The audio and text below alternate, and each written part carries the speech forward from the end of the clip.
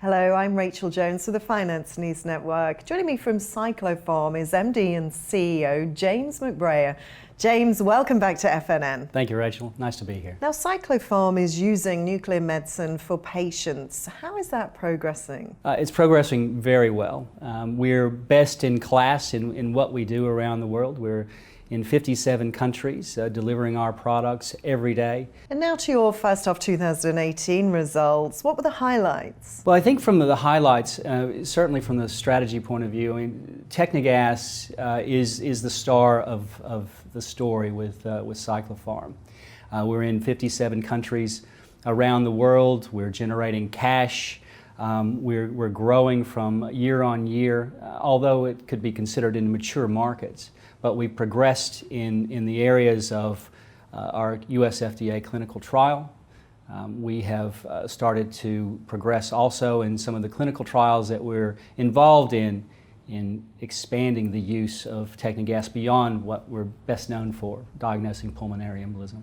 Excellent. And what can you tell me about Techni Gas and how that's progressing worldwide? Techni Gas is, it's been around for 30 years, but it is the best-in-class functional ventilation imaging agent in the world. We're best known for diagnosing pulmonary embolism, blood clots in the lung, but over the last several years, we've been working towards expanding the indications into other areas, other chronic indications like asthma and COPD. So how is the US FDA clinical trial going? Very well.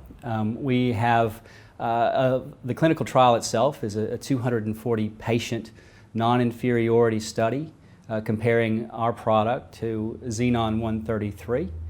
We have 5 institutions in the US currently involved in recruiting patients. We're going to approximately 10 to 15. As of last Friday, we had 70 patients imaged to date. As part of the agreement that we had with the FDA, we signed a special protocol assessment agreement with the FDA where it allowed us to present an interim results of our first 40 patients. Now, we've completed those 40 patients, submitted that to the FDA, and they have granted us a face-to-face meeting next month in October to discuss how we might be able to expedite the recruitment process. And with all the things that Cyclopharm is involved in, do you have the cash to deliver on your objectives? Yes, certainly in the near term. When we look at what the potential is for the US market, half the world's nuclear medicine departments are in the US. We're in the other half. We're in 57 countries. So getting into the US is extremely important. We have enough cash to deliver on our US FDA clinical trial. We have enough cash to fund the smaller clinical trials that we're doing to expand the use of Techni Gas. And lastly, and importantly for our shareholders, we're paying dividends. Excellent. And last question now, James. What can investors expect in terms of news flow over the next 12 months? Well, certainly the largest milestone for the company is the results from our meeting next month with the US FDA. But that being said, we've already highlighted to the market that you can expect higher sales in the second half. That's traditionally the case.